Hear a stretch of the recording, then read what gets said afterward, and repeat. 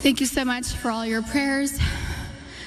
I'd like to talk about both Kobe and Gigi, but I'll start with my baby girl first. After 4 long years of silence, Vanessa Bryant, widow of the legendary Kobe Bryant, has finally unveiled the heart-wrenching truth surrounding the devastating loss of her husband and daughter, Gianna. Though the legal battles over Kobe's tragic death have come to an end, shadows of uncertainty still linger. Now, with her courage, Vanessa bravely overcomes her deep sadness to clear up the confusion of fans about Kobe and their daughter. Take a deep breath and listen to her revelations. According to Vanessa, on a tranquil Sunday morning in late January, her routine mirrored that of countless parents managing a busy household. The day began like many others. Her eldest daughter was attending a college preparatory class. Her husband, Kobe Bryant, was taking another of their daughters to a basketball game, while Vanessa herself was at home caring for their 2 youngest children, a toddler and a newborn. It was a day like any other, punctuated by the ordinary chaos of family life. However, the calm of that morning was shattered at approximately 11:30 a.m., when a family assistant arrived at their home with unsettling news. With a grave demeanor, the assistant informed Vanessa that her husband, Kobe Bryant, and their daughter, Gianna, had been involved in a helicopter crash. This crash, which occurred on January 26, 2020, had claimed the lives of 9 people. In the immediate aftermath of receiving the news, Vanessa's mind raced through a haze of fear and disbelief. The assistant conveyed that 5 individuals had survived the crash, a statement that Vanessa clung to in her desperate hope that Kobe and Gianna were among them. She envisioned Kobe, with his characteristic strength and resilience, assisting the other crash survivors, perhaps even comforting them in their time of need. Yet, as Vanessa attempted to reach out to her husband via phone, the reality of the situation began to encroach upon her. Her phone, which had been a lifeline to her family moments ago, now bombarded her with notifications that were jarringly out of place. Messages began to flood in, each bearing the stark and painful reminder, R.I.P. Kobe. The weight of these notifications, each one a somber confirmation of the unthinkable, began to crush her hopes. The reality of the situation became all too clear. Her husband and daughter were gone. In a deposition for a lawsuit against Los Angeles County, Vanessa Bryant reflected on the profound impact of that day. The legal questioning was centered on a deeply personal and painful issue, the unauthorized sharing of photos of the crash site, which involved the remains of her loved ones. During her testimony, Vanessa conveyed the emotional devastation she experienced upon learning of Kobe and Gianna's deaths. The moment her life irrevocably changed, Vanessa expressed, "My life will never be the same without my husband and daughter." Her words, marked by an unfathomable grief, underscored the depth of her loss. The hours following Vanessa Bryant's initial notification about the helicopter crash were marked by a desperate and agonizing search for certainty. The tragic event, which claimed the lives of her husband, Kobe Bryant, 41, and their daughter Gianna, 13, along with 7 others, had occurred just outside Los Angeles. However, Vanessa would not receive official confirmation of their deaths for several more hours. In those excruciating hours, she clung to the hope that her loved ones might still be alive. Driven by an urgent need to reach the crash site and make sense of the situation, Vanessa took immediate action. Her first instinct was to secure a helicopter to fly her to the scene. Her anxiety and determination were palpable as she rushed to an airport, seeking a means to reach the site as quickly as possible. However, her efforts were thwarted when she was informed that the weather conditions were deemed unsafe for flying. This frustrating obstacle only intensified her sense of helplessness and distress, knowing that she was unable to reach the crash site despite her fervent desire to be there.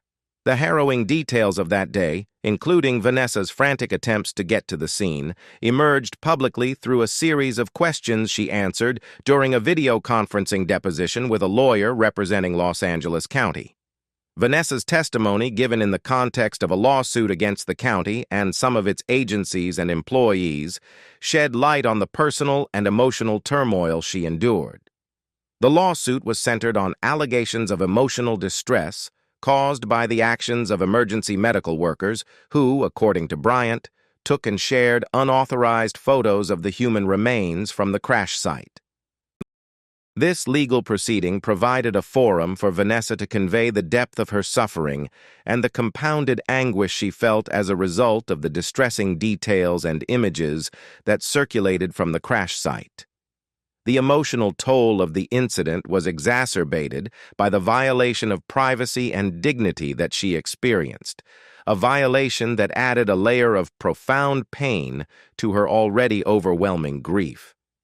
Vanessa's testimony painted a vivid and heart-wrenching picture of her struggle to come to terms with the loss of her husband and daughter, and the additional layer of trauma inflicted by the dissemination of sensitive and distressing images. Her account revealed the personal impact of both the tragedy and the subsequent breach of privacy, underscoring the enduring and multifaceted nature of her suffering. Reportedly, Kobe Bryant was en route to a series of basketball games at his Mamba Sports Academy in Thousand Oaks, California, when the tragic helicopter crash occurred. On that fateful day, Kobe was not just traveling with his daughter, Gianna, but also on a mission to support and guide her and her teammates in their athletic pursuits. The crash, which took the lives of Kobe, Gianna, and 7 others, was not merely an accident. It was a devastating interruption to a family's shared passion and ambition. Amid the profound grief and the legal proceedings that followed, Vanessa Bryant's deposition has emerged as a critical juncture in the ongoing lawsuit against Los Angeles County. The case, which centers around allegations of emotional distress caused by the unauthorized sharing of photos of the crash site, has become a battleground for complex legal disputes. Vanessa's testimony is pivotal, providing insight into the personal impact of the tragedy and the subsequent breach of privacy. In the midst of these legal proceedings, tensions between the lawyers representing Los Angeles County and the plaintiffs, including Vanessa Bryant, have been escalating. One of the most contentious issues revolves around the scope of discovery, particularly the extent to which the county and other defendants can request information from Bryant and other witnesses involved in the case. A central point of contention is the request by the county for what are known as independent medical examinations, IMES. These examinations, which include psychiatric evaluations, are intended to assess the mental and emotional impact of the traumatic events on the plaintiffs. However, their inclusion has sparked significant debate and opposition from Vanessa Bryant and her legal team. The request for IMEs is seen as an intrusive measure, one that could potentially complicate and exacerbate the plaintiff's emotional distress during an already challenging period. The legal maneuvering around these examinations has led to numerous court filings and heightened scrutiny of the boundaries between necessary legal procedures and the protection of personal privacy. The plaintiffs, including Vanessa Bryant, argue that these evaluations are an unnecessary and invasive intrusion into their personal experiences and emotional state, particularly given the sensitive nature of the case and the public scrutiny it has attracted. In the ongoing legal battle between Vanessa Bryant and Los Angeles County, a particularly contentious issue has emerged surrounding the request for independent medical examinations, IMEs, of the plaintiffs. Bryant's legal team has vehemently opposed these examinations, arguing that they represent a form of cruel treatment, and that their request is an attempt to send a harmful message. According to Bryant's attorneys, the request for IMEs is more than a procedural move. It is seen as a deliberate act to undermine the plaintiff's pursuit of justice. The central argument from Bryant's lawyers is that the examinations imposed by the county are not just routine, but an unnecessary and invasive intrusion into the plaintiff's private lives. They contend that the county's actions are symbolic of a broader issue, When public servants violate the privacy and constitutional rights of the very citizens they are sworn to protect, the victims are forced to endure an additional layer of distress and humiliation as they seek redress.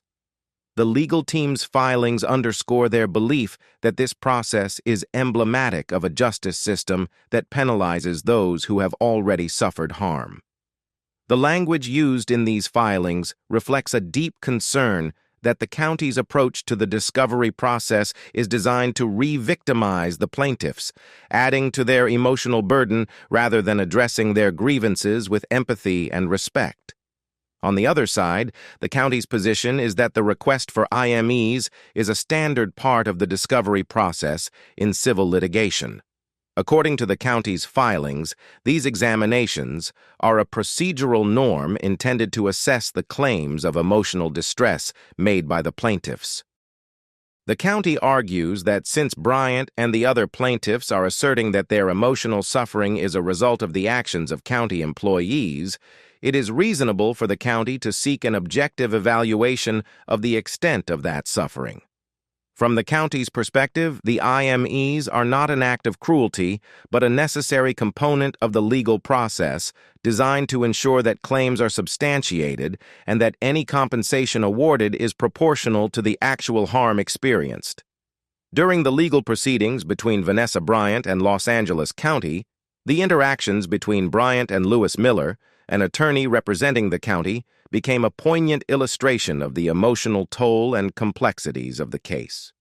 Miller, who was tasked with defending the county's actions, at times expressed remorse for the invasive nature of his questioning. In one moment of reflection, he acknowledged the difficulty of the situation, stating, "It's not harassment, it's just a lawsuit. And I'm so sorry to put you through this, but like I said at the beginning, I've got to do my job." His words seemed to underscore the inherent tension between the demands of legal procedures and the personal impact on those involved. Vanessa Bryant's response to Miller's sentiments was a stark reminder of the deep emotional burden she was carrying. With a mixture of frustration and sorrow, she replied, "I shouldn't have to be going through this. It's not just a lawsuit."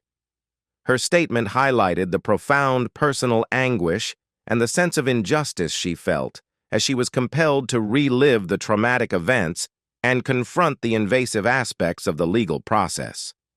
The context of Bryant's testimony further illuminated the emotional landscape she was navigating. Following the initial notification of the crash, Vanessa Bryant's immediate priority was to reach the site and gather information about her husband and daughter. Unable to secure a helicopter due to unsafe weather conditions, she sought alternative means to reach the scene. In this desperate quest, she was joined by Rob Pelinka, the general manager of the Los Angeles Lakers and a former agent of Kobe Bryant during his NBA career. Pelinka's support was crucial during this time. Bryant recounted their hour and 45-minute drive to the sheriff's station in Malibu, a location near the crash site. This journey, marked by anxiety and uncertainty, was a tangible representation of her determination to get answers and be as close as possible to the unfolding situation. The drive with Pelinka was not just a logistical effort, but an emotional ordeal, highlighting the gravity of the circumstances and the personal struggle faced by Bryant in the aftermath of the tragedy. At the sheriff's station in Malibu, Vanessa Bryant found herself enveloped in an agonizing fog of uncertainty. She had rushed to the station with Rob Pelinka, desperately seeking answers about her husband Kobe Bryant and their 13-year-old daughter Gianna, both of whom had been aboard the helicopter that crashed earlier that day. Yet, upon arrival, the atmosphere in the station was one of cold bureaucracy. Bryant, emotionally shattered and yearning for clarity, was met with a wall of silence. No one would answer her questions, she recalled, leaving her in a disorienting limbo as she was escorted back and forth between rooms. The frantic energy of earlier that morning, her rushed attempt to secure a helicopter, her long drive with Pelinka, gave way to an excruciating stillness. Hours stretched on without any confirmation, and with each passing minute, the weight of fear and dread grew heavier. Eventually, after what felt like an eternity of waiting, a pastor entered the room. His presence foreshadowed what Vanessa feared most. Soon after, Los Angeles County Sheriff Alex Villanueva arrived, accompanied by a publicist. The presence of the publicist, an outsider to this intensely personal moment, immediately struck Vanessa as inappropriate. In the midst of her pain, the need for privacy and dignity was paramount. She asked the publicist to leave, wanting the gravity of the moment to unfold without unnecessary eyes upon her grief. When the publicist left, Sheriff Villanueva delivered the confirmation Vanessa had dreaded, but had already begun to suspect in the deepest part of her heart. Her husband, Kobe Bryant, the legendary basketball icon, and their beloved daughter, Gianna, were dead. The words landed like a hammer blow, shattering the fragile hope Vanessa had clung to during the long drive to the station.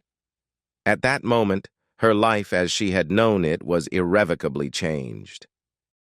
Amid her sorrow and shock, a singular pressing thought emerged in Vanessa's mind: the protection of her loved one's dignity in death. Struggling to process the enormity of the loss, she focused on ensuring that the remains of Kobe and Gianna would not be disrespected or exploited. She turned to Villanueva, her voice firm with both desperation and determination, asking him if there was anything he could do for her. "And I said, if you can't bring my husband and baby back, please make sure that no one takes photographs of them. Please secure the area," she recounted during her deposition. The horror of imagining her husband and daughter's bodies being photographed was unbearable.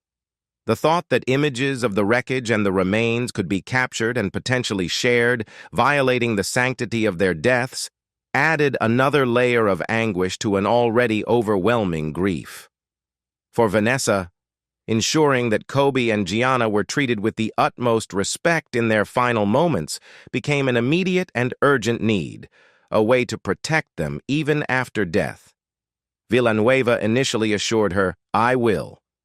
But that was not enough for Vanessa, who was acutely aware of the risks and the potential consequences if the crash site was not secured. She pressed further, refusing to leave anything to chance. "No," she said firmly. "I need you to get on the phone right now, and I need you to make sure you secure the area." She needed to hear him take action in real time, and needed to know that everything possible was being done to protect the dignity of her husband and child. As Vanessa Bryant continued her testimony, she recounted the moments that followed her plea to Los Angeles County Sheriff Alex Villanueva to secure the crash site and prevent any unauthorized photographs of the remains of her husband, Kobe Bryant, and their daughter, Gianna. After her urgent request, Villanueva excused himself from the room.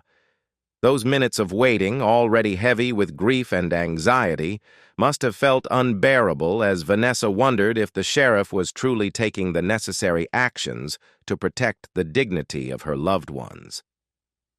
When Villanueva returned, he reassured Vanessa that the crash site had been secured, giving her a momentary sense of relief. His words, meant to calm her in this most devastating of circumstances, were a promise she desperately needed to believe. At that moment, all she could do was trust that the sheriff would honor his word and that the sanctity of Kobe and Gianna's remains would be preserved. Vanessa, still reeling from the confirmation of their deaths, exited the back of the sheriff's office to avoid the throngs of media stationed outside. A press conference was being held at the front of the office, another reminder of the public spectacle surrounding the loss of her husband and daughter, even as she craved privacy in her grief. For Vanessa, the realization that photographs had been taken at the crash site would come later, intensifying her anguish and compounding her sense of betrayal. The lawsuit she filed against Los Angeles County wasn't just about monetary damages, it was about accountability. As her attorney, Lewis Miller, pressed her on the specifics of the lawsuit, his questions were direct and probing. He asked if she was seeking financial compensation for the emotional distress caused by the dissemination of the photos. Vanessa, composed yet passionate, emphasized that her primary goal was to hold those responsible accountable for their actions. The impact of the helicopter crash was so damaging, she said, her voice filled with the weight of incomprehensible grief. I just don't understand how someone can have no regard for life and compassion, and instead choose to take that opportunity to photograph lifeless and helpless individuals for their own sick amusement. Her words reflected the deep emotional pain she felt, not just from the tragic loss of her husband and daughter, but from the violation of their dignity after death. In her eyes, the act of photographing their remains wasn't just a breach of privacy, it was an act devoid of humanity. She struggled to comprehend how first responders, who were sworn to serve and protect, could disregard basic decency in such a grotesque manner. Vanessa's desire for justice stemmed from the belief that these individuals should face consequences for their actions, not simply for legal or financial reasons, but to ensure that this kind of violation would never happen to another grieving family. But Miller focused on the legalities of the case and pressed her again, shifting the conversation back to the question of monetary damages. Ms. Bryant, I understand your testimony about accountability, he said, attempting to redirect the conversation. My question to you is, are you also seeking monetary recovery, damages money in this lawsuit? As the line of questioning moved toward the issue of monetary compensation, Bryant's response was simple and direct. That would be up to the jury. Her focus remained on accountability, and the decision regarding any financial settlement was something she left in the hands of the legal system. But the deposition was far from over, and the emotional toll it took on her only intensified as the session continued. Later, Lewis Miller, the attorney representing the county, repeatedly attempted to show Bryant graphic images that had been sent to her on social media. Some of these images had been digitally altered and grotesquely manipulated to heighten the shock value. Miller's intention was to argue that others, beyond the sheriff's deputies who had taken and shared the crash site photos, were also responsible for causing Bryant emotional distress.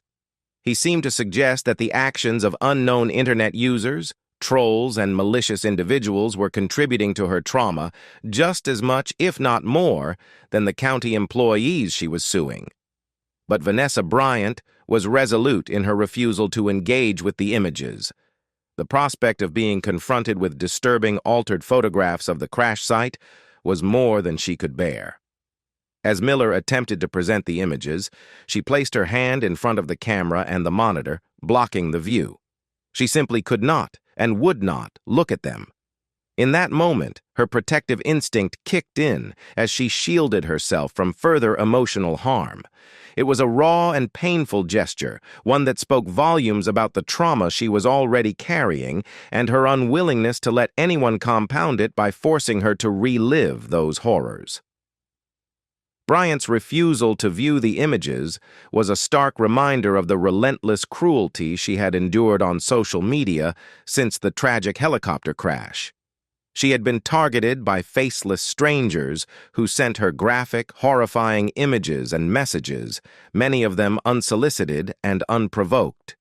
Some of these images were doctored, meant to mock or torment her, and the fear of encountering them had fundamentally changed the way she interacted with the world. Once an active participant in online communities, Vanessa now found herself withdrawing from social media, engaging less with fans, and maintaining a more guarded presence. She lived in constant fear that at any moment she could be blindsided by images of the crash site or the remains of her husband and daughter. This fear extended beyond the digital realm. Vanessa's anxiety over the possibility of her loved ones being disrespected posthumously was so profound that she had personally recovered the clothing that Kobe and Gianna had been wearing at the time of the crash. The mere thought that someone might take photographs of those garments, images that could then be leaked or shared without her consent, was deeply distressing. These clothes were more than just fabric. They represented the last physical connection to her husband and daughter. but they also symbolized the violence of the crash, and Bryant could barely fathom the condition in which they had been found. "They suffered a lot," Vanessa said during her deposition, her voice thick with emotion. "And if their clothes represent the condition of their bodies, I cannot imagine how someone could be so callous and have no regard for them or their friends and just share the images as if they were animals on the street." Her words cut through the sterile legal proceedings with the force of a mother's unrelenting grief. For her, this was not just about photos.